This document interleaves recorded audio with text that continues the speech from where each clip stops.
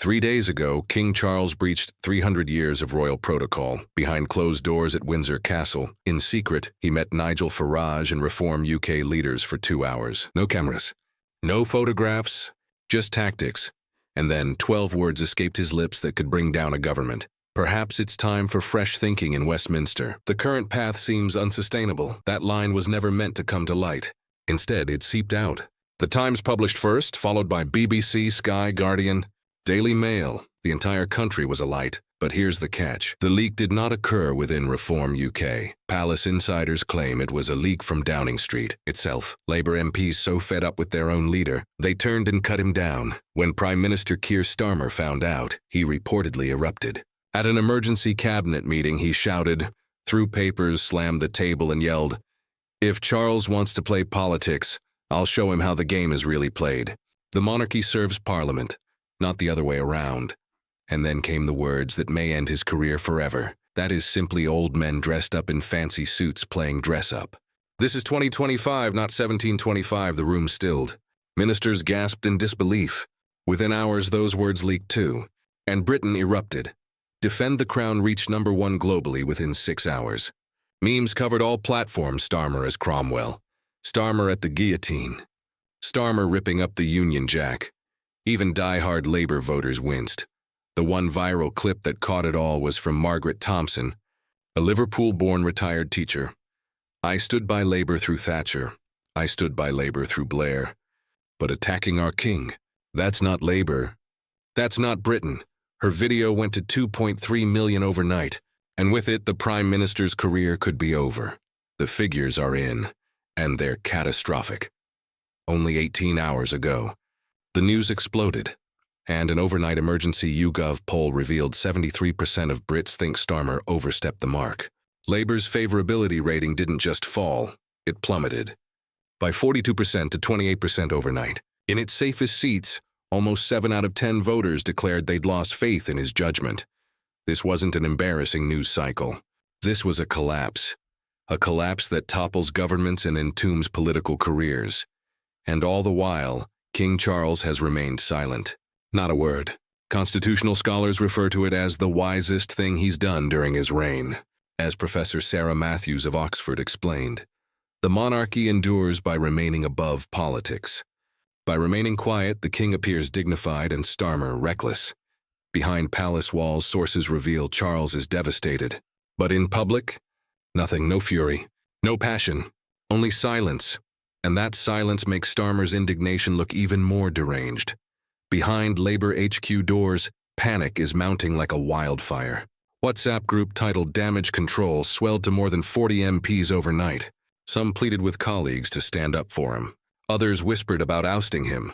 Long-serving MP Diane Abbott was said to have informed allies, "In 40 years in this party, I've never witnessed a leader implode like this.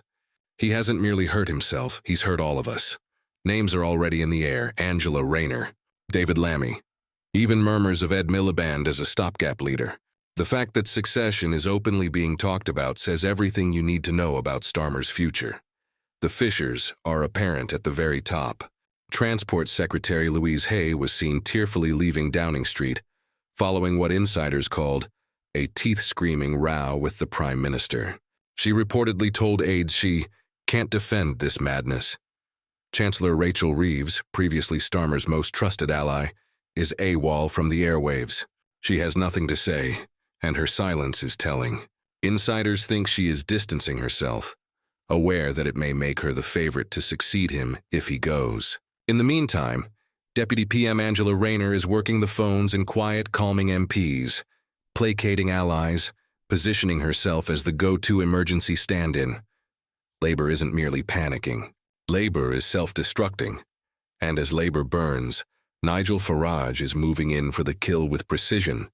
Not with abuse, not with triumphant gloating, but with a speech that might define his career. Standing outside Reform UK headquarters, Union Jacks at his back, Farage announced, "While other people attack our king, we stand by the crown. While other people destroy tradition, we uphold it. While other people lose sight of what it is to be British, we retain it. The optics are horrific. Labour appears to be at war with British identity. Reform UK appears to be its protector. Membership has risen 400% in only 3 days. Donations are pouring in from ordinary voters and disaffected former Labour voters. For Farage, this is not a great week. It's the week that can turn Reform UK from fringe extremists into a genuine national power. And then, there are the Tories. Having spent years tearing each other apart, suddenly they look rock solid in comparison. Opposition leader Keir Starmer got it just right, not gloating. Not reaching too far, just calm, incisive, and deadly. Disregard for our constitutional monarchy, and for the millions of Britons who care for it deeply. It's not political disagreement. It's contempt. The lines are set. Labour in meltdown. Farage on the rise. The Conservatives stabilizing. And a brooding king in the background. This is not a scandal. It's an attack on the very fabric of Britain's democracy. Tories can barely contain their surprise.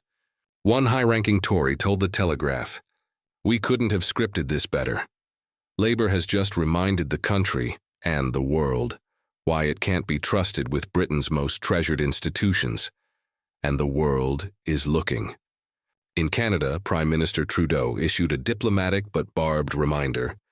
We respect the important role of constitutional monarchy and parliamentary democracy. Translation? Britain's leader has lost the plot. In Australia, opposition leader Peter Dutton was blunt, terming Starmer's remarks disgraceful and damaging to Britain's reputation worldwide. Even in America, channels that hardly look at Westminster are repeating clips of Starmer fuming about old men in fancy clothes, anchors shaking their heads in amazement. Britain, once the world's symbol of stability, is now an international punchline. The figures are catastrophic. Labour has fallen to only 26% backing. Reform UK leaps into 24%. The Tories remain at 32%. For the first time ever, Nigel Farage is close to catching up and surpassing Labour as official opposition. Within Labour, desperation has become revolt. WhatsApp groups previously used for damage control now feature brazen scheming. Experienced MPs whisper among themselves about letters of no confidence. Diane Abbott seethed in private. He hasn't just destroyed himself. He's destroyed every Labour candidate up and down the country, and the resignations have started. Transport Secretary Louise Hay resigned in rage, her letter leaking before the ink had time to dry. 2 junior ministers had quit within hours. Chancellor Rachel Reeves stays quiet, but in politics, silence speaks louder than words. Each absence, each gap, is a blade in the PM's back. So where does Britain then go? Labour is collapsing. The Conservatives, battered but resilient, now appear strong once more. Reform UK, the former protest party on the fringes, is now a genuine power player. And the monarchy? Far from being harmed, it has come out in one piece. In doing nothing, King Charles has got everything. This is not a bad week for Labour. This is the moment of change in British history. Within 3 days, 12 irresponsible words directed at a monarch might have toppled a government, rewritten the political landscape, and served notice on the world that in Britain, there are still some institutions that are sacred. So I shall leave you pondering. What comes next?